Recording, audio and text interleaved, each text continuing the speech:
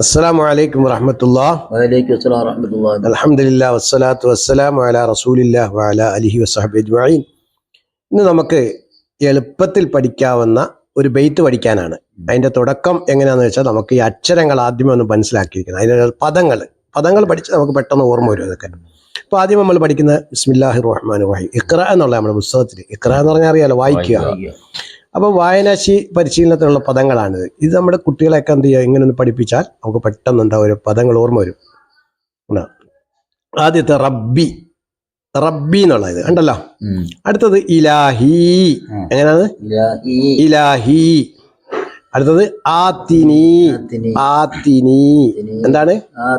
ആത്തിനി. രണ്ടുപേരും പറഞ്ഞു കേട്ടോ. അൽഹിമൻ. എന്താണ്? അൽഹിമൻ. അപ്പൊ 4 പദങ്ങൾ നമ്മൾ പഠിച്ചത്. ആദ്യത്തെ എന്താ? റബ്ബി. ഈ ആവർത്തനം വേണം. നമ്മൾ ഇൽമിന്റെ വിഷയത്തിൽ ആവർത്തനം വേണം. മറ്റുള്ള ആവർത്തനം വിരസതയായിരിക്കും. പക്ഷെ വിജ്ഞാനം പഠിക്കുന്നിടത്ത് എന്ത് വേണം? നമ്മൾ ആവർത്തനം വേണം. അതിനകത്തൊരു മടിപ്പ് തോന്നരുത്. വീണ്ടും വീണ്ടും വായിക്കണം. റബ്ബി. അടുത്തത് ഇലാഹി, ആത്തിനി, അൽഹിമൻ. മനസ്സിലായില്ലേ? ഇനി അടുത്ത നമുക്ക് യസ്സിറൻ. എന്താണ്?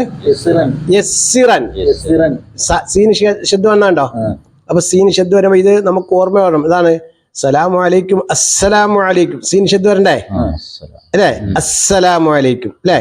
അപ്പൊ യസ്സിറൻ. അടുത്തത് റുഷ്ദി. എന്താണ്? റുഷ്ദി. ഷീനിന്റെ മഖ്റജ് എവിടാ നോക്കണം. നാവിന്റെ മധ്യവും മേലെണ്ണാക്കുക. അതൊക്കെ ഓർമ്മ വേണം. റുഷ്ദി. സുബുലി. അവിടെ എന്ത് പറയും? നമ്മൾ തെറ്റ് സുബുലി എന്ന് പറയും. ബായിന് സുക്കും കൊടുക്കും. യഥാർത്ഥത്തിൽ കിടക്കുന്നതാ നമ്മൾ. അപ്പൊ ഓതന്റെ എങ്ങനെയാണ്? സുബുലി.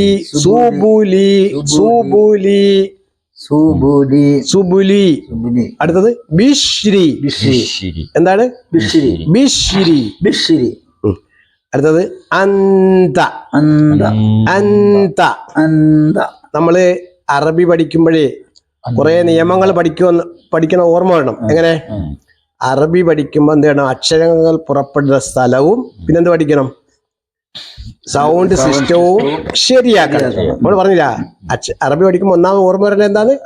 അക്ഷരങ്ങൾ പുറപ്പെടുന്ന സ്ഥലവും സൗണ്ട് സിസ്റ്റവും ശരിയാക്കുക. രണ്ടാമത് പറഞ്ഞത് അക്ഷരങ്ങൾ കൂടിച്ചേരുമ്പോൾ നിയമങ്ങൾ അറിയണം. അവിടെ നോക്കേ, അന്ത എന്ന് പറയുമ്പോൾ നൂനല്ലേ വന്നത്, അതിനുശേഷം താ അല്ലേ വന്നത്. ഈ നൂനിന്റെ നിയമം അങ്ങ് മാറും. എന്താവും? അന്ത. അതായത് മറച്ചു മണിക്കൂർ എന്ന് പറയും. അതിന് ഇഖ്ഫ എന്നൊക്കെ പറയും. അപ്പൊ നിയമം ഓർക്കാൻ വേണ്ടിയാ. അതേസമയം ഫാത്തിഹയിലെ അൻഅംദാന്നുണ്ട്. അയിനാ വരുന്നത്. അവിടെ എന്ത് പറയുന്നത്? അൻഅംദാന്നുള്ളത് അൻഅംദാന്ന് മണിക്കത്തില്ല. കണ്ട, തൊണ്ടയുടെ അക്ഷരം ആകുമ്പോൾ വെളിവാക്കണം. പക്ഷെ ഇവിടെ താ വന്നപ്പോ എന്ത് ചെയ്യണം? അന്ത. എങ്ങനെ വായിക്കും? അന്ത. അതായത് ഓർത്തിരുന്നാൽ നമുക്ക് ഖുർആൻ പാരായണത്തിൽ പോകും. അതുകൊണ്ട് അന്ത. അടുത്തത് അഖ്റമു. അതായത് ഈ കാഫ് വരുമ്പോൾ കാറ്റ് പുറപ്പെടുന്ന അക്ഷരമുണ്ട്, കാറ്റ് പുറപ്പെടാത്ത അക്ഷരമുണ്ട്. അപ്പൊ ഇതെന്താണ്? കാറ്റ് പുറപ്പെടുന്ന അക്ഷരമാണ്. ചെറുതായിട്ട് അല്ലാഹു അക്ബർ. ഇത് അഖ്റമു. അപ്പൊ ആദ്യമായിട്ട് നമുക്ക് ഒന്നുകൂടെ വായിക്കാം. റബ്ബി. ആദ്യമേ ബിസ്മി അല്ല, ബിസ്മി മറക്കരുത്. ബിസ്മില്ലാഹിർ റഹ്മാനിർ റഹീം. റബ്ബി നീട്ടില്ല. റബ്ബി. ഇലാഹി അവിടെ നീട്ടുണ്ട്.